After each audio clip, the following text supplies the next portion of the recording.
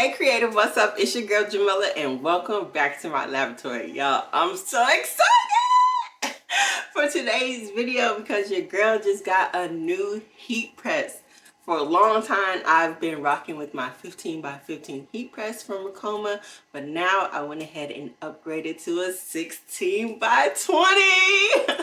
So let's go ahead and open this bad boy up, set it up, and let's just talk about it. So right off the top, as soon as you open your box on top of your styrofoam, you're going to get your instruction manual and your power cord to your heat press. And of course, we're just going to remove that layer of packaging. And I'm just going to step back and let my man do the heavy lifting because this heat press is 100 pounds, like literally not even exaggerating. It's super sturdy, super heavy. It's made from like aluminum and steel. So that should tell you what you need to know, okay? So if when you get this, you might just be mindful of that if you need somebody to help you lift that up.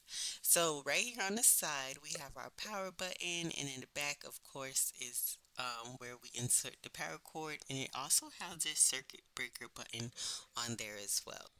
I'm just going to go ahead and insert the power cord, and before I power it on, there's this screw right here that you need to remove. So it's just an easy little twist off, and that is what's going to allow your press to open, right? So they screw it during shipping so nothing is damaged, but you need to remove that before you start using your press.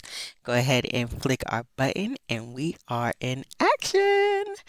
Now, this does require a 110-volt outlet, but I believe that's standard in all houses. Don't quote me though, but I just figured that was useful information. As you can see, we have a slide out drawer and it slides out really far, which is great so we don't have to work directly under the heat. As the timer is counting down, it starts to beeping before it opens automatically. Hint, our auto open. The name auto open. Right here, this black knob is what adjusts the pressure, right? Righty tighty, lefty loosey. I literally say that anytime I need to adjust the pressure on a project. And then you have your magnet right here, and this is what clicks and what actually holds the press together while you're pressing your object. We also have our digital touchscreen. As soon as you get it, you may want to go ahead into your settings and change your date and your time, your language. If you want it to be Celsius or Fahrenheit, you can make all those adjustments right there by touching your screen. So on your screen, you have your target temp and then you have your current temperature. You can easily change the settings on this by two ways. You can tap where it says target temperature and type in the numbers. Same thing with the time. You can tap the time and type in your time, or you can go ahead and use the up and down arrows to get the time that you need. I personally like to just go ahead and type everything in. I do a lot of sublimation projects, so the highest I'll ever use is 400 degrees, but this press can go up to 437 degrees max, okay? Another little thing that I actually just learned by reading the manual is that you can save settings in here. You can go into your settings and hit parameters, and you can hit save the current parameter or enter new parameters. Not only so you can save like for example, since I do sublimation, I'll do 400.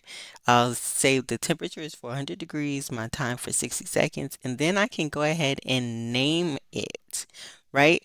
I believe it can hold up to 99 different parameters in there, and you can just go right back into your settings, hit view parameters, and all the ones that you have stored in there, you'll be able to use. Now, this is a great feature for me because I work with sublimation, HCV, white toner, and like all these things require different times and temperatures. So that was really a bonus for me.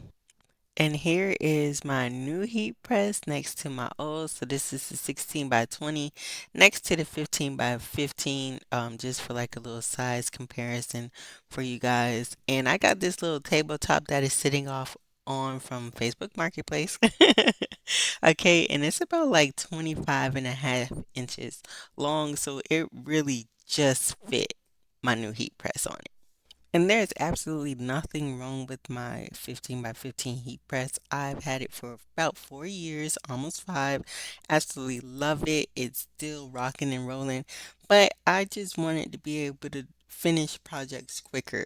For instance, this is one of those 72-inch stoves.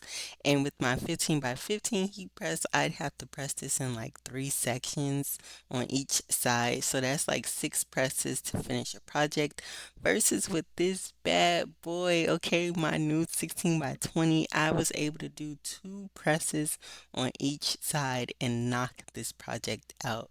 Yo, I'm so happy. I absolutely love this press, and the ability to knock things out quicker is really the only reason that I wanted to upgrade to a bigger press.